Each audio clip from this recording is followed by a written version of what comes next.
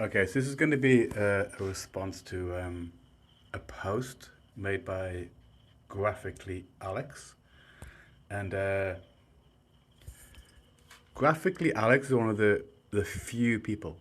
There's basically Graphically Alex, Twisted Hippie, and Vegan Foot Soldier that I've actually like talked to, like voice or whatever, like on Discord. So I've been following like this guy for a long time, right? So the image we see here now is like a on the left he's a bit bigger, and on the right he's a bit smaller, and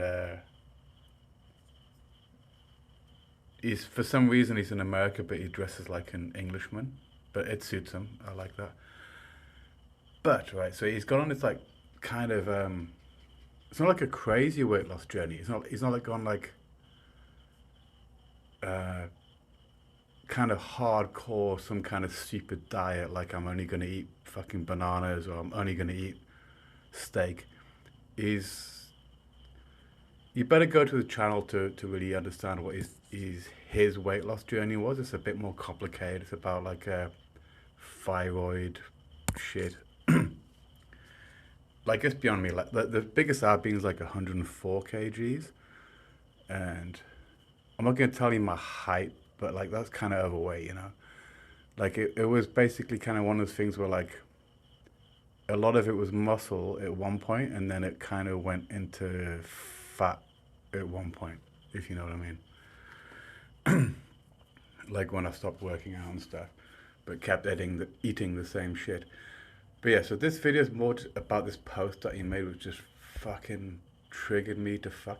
And like, my advice to Graphically Alex is this post triggered me to fuck, right? So this is something you should make a video about with like stated in the title exactly this thing, because it's going to trigger a lot of people too. But I think he must be trolling. So let's just see what he wrote. Okay. When you call binge eating disorder an addiction, you are reinforcing disordered mindsets in people that have it and giving them an excuse they will then use to justify their behavior. There is no physical addiction aspect to the disorder. You do not get the shakes from not binging. So like, I mean, I don't know Graphically Alex like super well or something, but I've been watching him for a while, and I think like he's a pretty clever guy. Like he knows a lot of shit, man. Especially around stuff like eating disorders and stuff. He knows like way more than me.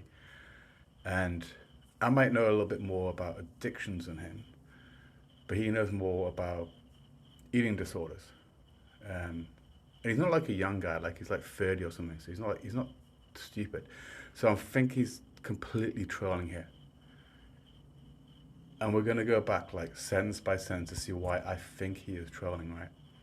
So when you call binge eating disorder an addiction, you are reinforcing disordered mindsets in people that have it. Addiction is a disordered mindset. You're not reinforcing it. You're not reinforcing someone's disordered mindset by holding up a mirror to them and letting them know they've got a disordered mindset. So he's obviously, he must be trolling, man. And it's like in people that have it and giving them an excuse they will then use to justify their behavior. Well, you know, like all addicts find excuses. They're very good at it. It's part of addiction. Like you'll find excuses for what you're doing, right? But actually telling someone they've got an addiction can maybe make them see that they're making excuses. Do you know what I mean? Whereas you're saying like by telling someone like a binge eating disorder is an addiction, that you're giving them an excuse not to do it anymore. No, like maybe when people see it as an addiction, which I think in a lot of cases, it's fucking addiction, right? Like, then they can maybe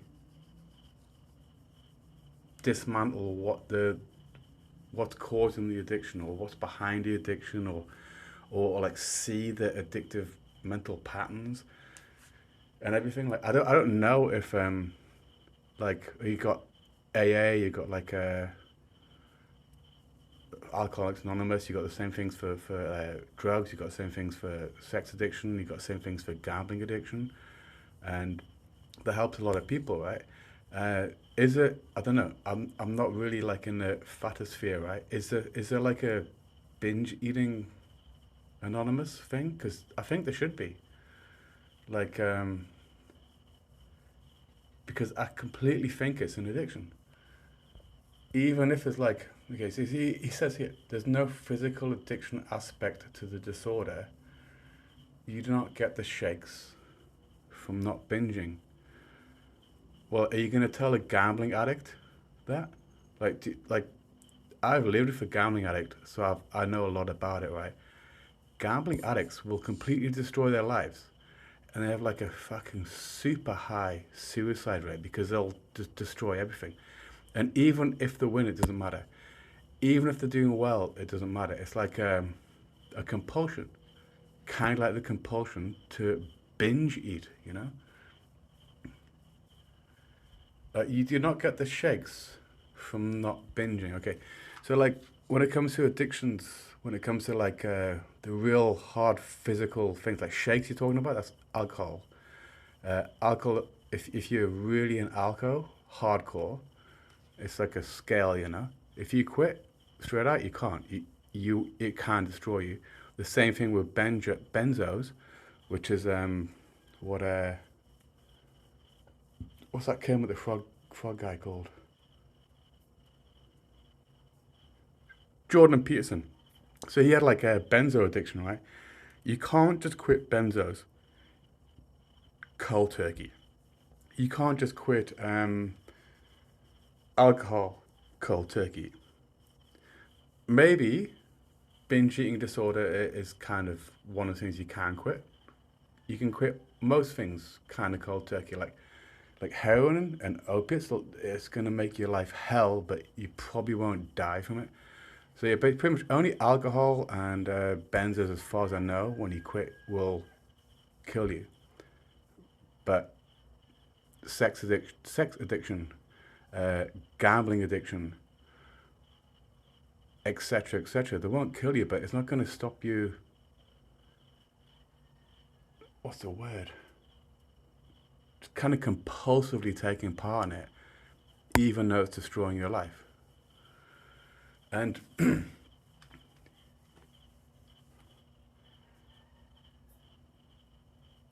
like, what kind of bothers me a little bit about this, like, is graphically Alex is definitely being, because I personally believe, okay, like anecdotally, the really big people, I'm talking like as big as graphically Alex was, that I've met in my life and that I've lived with and stuff, and I've lived with people like that.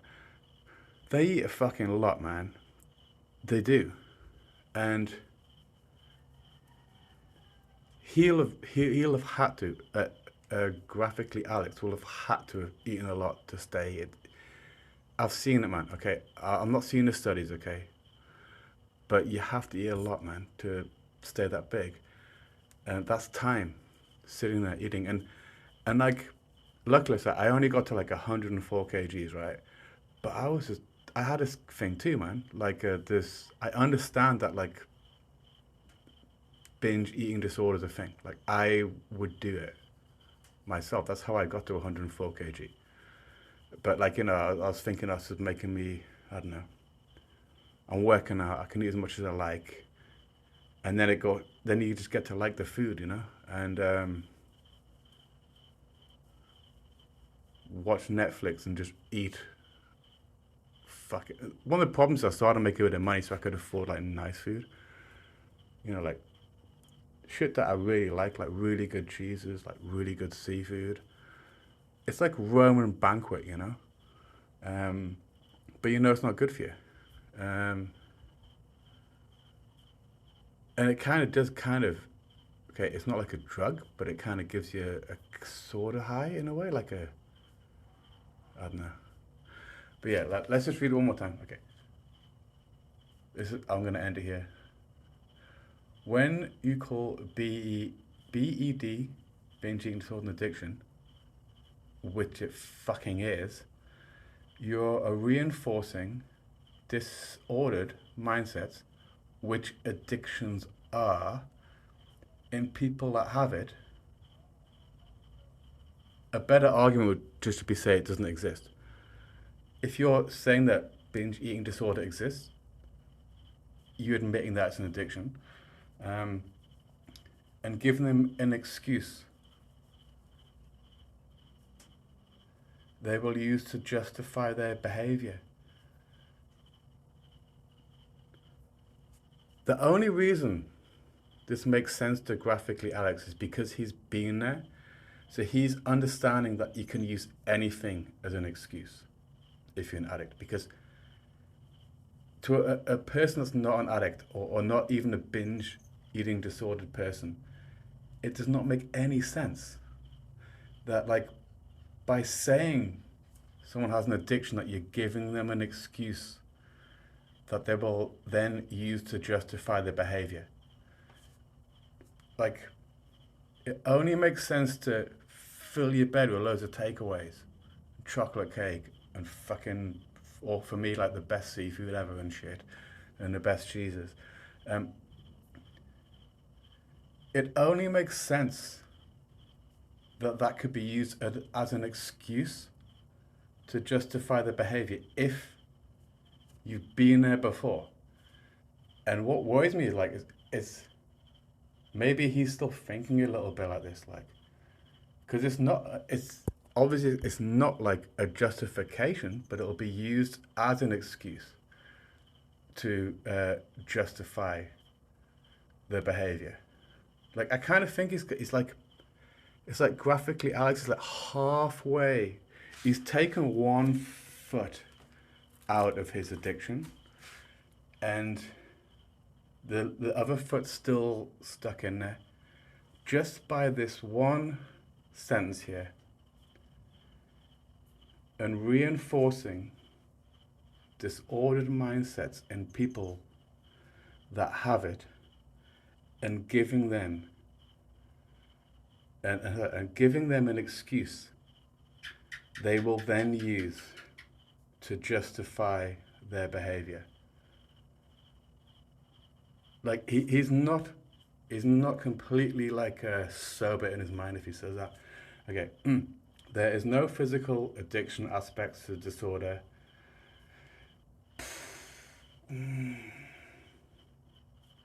I don't know, like, if you've got some pretty high insulin intolerance, you don't just want to just like go completely cold turkey. But yeah, he's generally right. You do not get the shakes from binging. Yeah, it's all bullshit. The most important thing here is the first sentence. When you call BED an addiction, you are reinforcing disordered mindsets, which is what an addiction is. So you can get rid of that. It's the next thing that really matters. In people that have it, and giving them an excuse they will then use to justify their behavior. So he understands that that's how it can be taken, and that any excuse will be grabbed onto. What he's missing is that actually someone's kind of well educated in the fact that their binge eating disorder is an addiction, can then go to some of the steps or to some of the mindset that can get you away from the addiction. You know, like, let's just change it. Like, when you call it an alcoholic, alcoholism, and addiction. So I'm kind of rereading it in a different, in it with a different drug. When you call alcoholism an addiction, you are reinforcing disordered mindsets in people that have it, and giving them an excuse that they will use to justify their behavior. Does that make any sense when you talk about alcoholic? Let's try it again. Okay. When you call um, a meth head or a meth person an addiction, or like, okay, when you call extreme meth use an addiction, you are reinforcing disordered mindsets in people that have it and giving them an excuse that they will then use to justify their behavior. See, it doesn't make any sense. Um, when you call uh, like a heroin user an addict, when you call heroin use an addiction, you are reinforcing disordered mindsets in people that have it and giving them an excuse they will then use to justify their behavior. Or maybe they realize they've got an addiction and then they can like kind of work out how to get rid of it. Let's try again. When you call